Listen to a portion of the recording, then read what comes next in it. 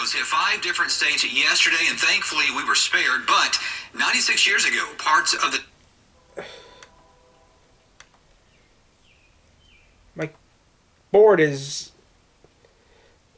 My board's lit up like my board is lit like blue, so I couldn't watch nothing.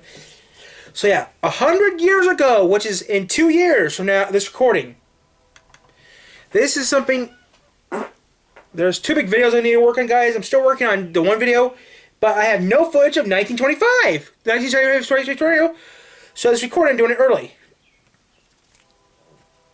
And you guys know me, I'm just going to try getting some of this stuff done with early, so I have it. So yeah, as it's recording, it's coming out the date this is supposed to be coming out. Parts of the tri-state were not, as a monster of a tornado came through. Over 100 years ago. Different states yesterday, and thankfully we were spared. But over 20 tornadoes hit 5 different states yesterday, and thankfully we were spared. But 96 years ago, parts of the tri-state were not, as a monster of a tornado came through. Here's a look at the path. It all started around 1 o'clock in the afternoon in Missouri. It continued its path across the Show-Me State, then into Illinois, demolishing the town of Gorham. And not long after that, the twister was about a mile wide, coming into Indiana, demolishing Griffin, damaging parts of Owensville, but luckily falling apart shortly after that. Now, once all the survey was complete, officials determined the path of destruction was 219 miles, and the tornado stayed on the ground for 3.5 hours. It was rated in the F5 with winds of 300 miles per hour or greater. 2,027 people were injured, and sadly 695 were killed. Now, this remains the deadliest tornado ever in the United States, with the second deadliest occurring in Natchez, Mississippi in May of 1840, and that one was 317 people that were killed. Now, thankfully for us here in the tri-state, our weather is looking nice and calm with no severe weather and a very good-looking weekend ahead. Now, back then, 1925, we didn't actually have good weather either. So, yeah, 1925 was maybe one of the worst tornadoes in history. Lost footage, which is surprising. The tornado ever recorded with 695 deaths was the tri-state tornado in 1925. The only issue with that statement is that it may not even be true at all. Reliable record keeping for tornadoes. Yeah, well, this I did know about. Okay, now, guys, tornado records did not become reliable until 1950. It depends where you live, too. I mean, I know that some of those tornado records from 1950 are useless, but anything from 1900, anything from 1949 and prior, those records are not really true. Started in 1950, which means this story has a lot. Started in 1950. The issue with that statement is that it may not even be true at all. Reliable record keeping for tornadoes started in 1950, which means this story has a lot of holes and requires piecing together photos and eyewitness accounts to figure out how true any of it was. The tornado occurred in March during a tornado outbreak. This outbreak included 12 verifiable tornadoes, though there were probably much more. As with today's knowledge, we know tornado outbreaks like these could have been under-recorded. The Weather Bureau, who was the institution responsible for weather in America at the time, didn't actually survey the damage path of the tornado, making it a current nightmare to get a clear idea how the event took place. Additionally, while people around this time knew what tornadoes were, since they were so unpredictable and unknown, it was actually a banned word in forecasting. Because of this, bomb, shit, fuck, hail. But let's start with what we do know. The weather system that would go on to produce the tornado initially started as an area of storms in the Pacific Northwest. It dipped low before gaining intensity and curving upwards. This is where the tornado outbreak occurred. We know. And Michigan's part of it. Okay, now when was this broadcasted by? Okay, this is broadcasted. Okay, how long ago was this video broadcasted in?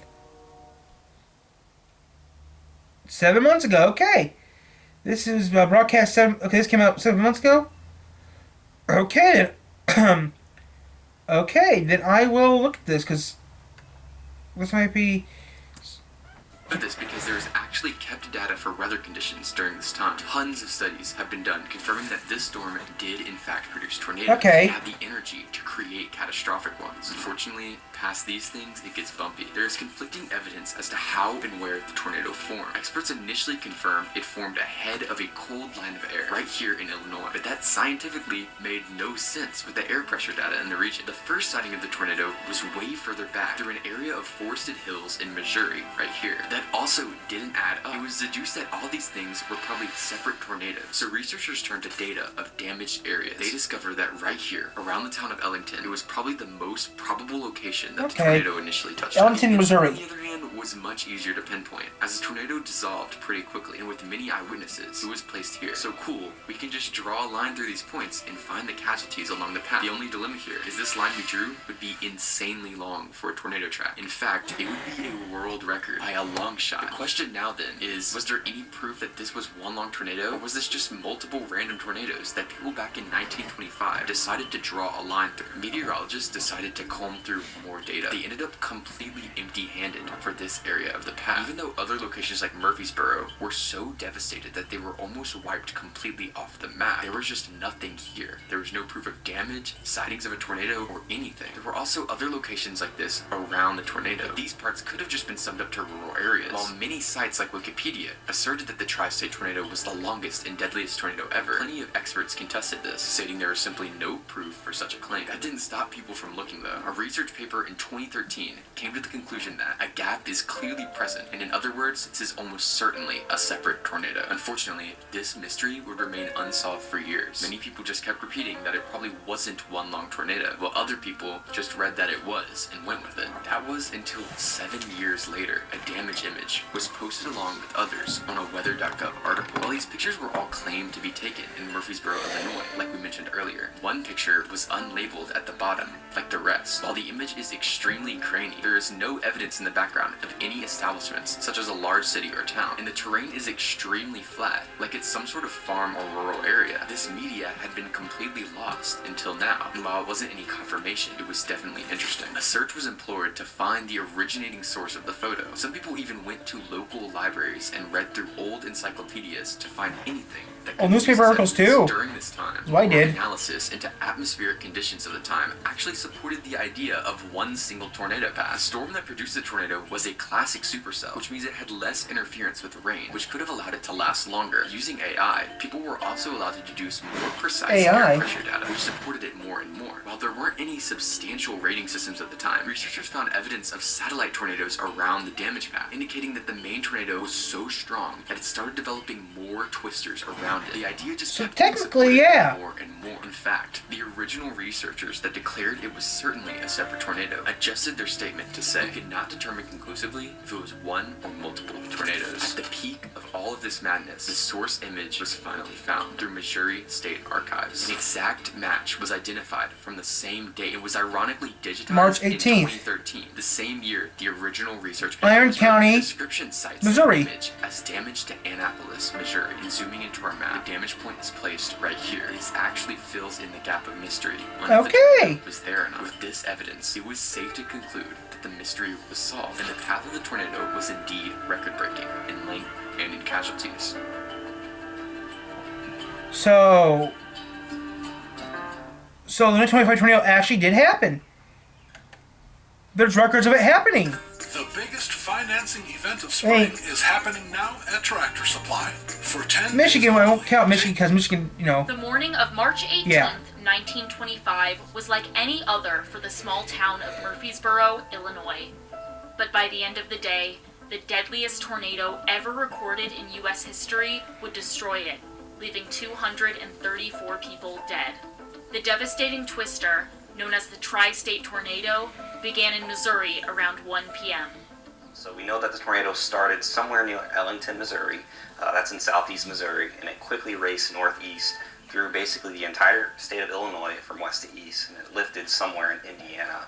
All said and done, it was a 219-mile track. That's Kevin Deitch. He's a warning coordination meteorologist at the National Weather Service. He says the tornado still holds records for the longest path and duration. The duration of the tornado was actually 3.5 hours long. You think of a typical tornado that we would see 1, 5, maybe 10 minutes is kind of the more usual time frame. So for a tornado to be on the ground for 3.5 hours, this just shows the power that this tornado had. The tornado is estimated to have been around 3/4 of a mile wide, so this stock footage of smaller tornadoes can't do it justice. No known photos or videos of the storm exist. The tri-state tornado began by destroying the town of Annapolis, Missouri, and several others, leaving at least a dozen dead. Christopher Allen Gordon, the director of library and collections at the Missouri Historical Society, says the storm then went over state lines. And as it was moving, it seems to have built an intensity. The tornado then reached Murfreesboro, Illinois, which Gordon says was absolutely devastated.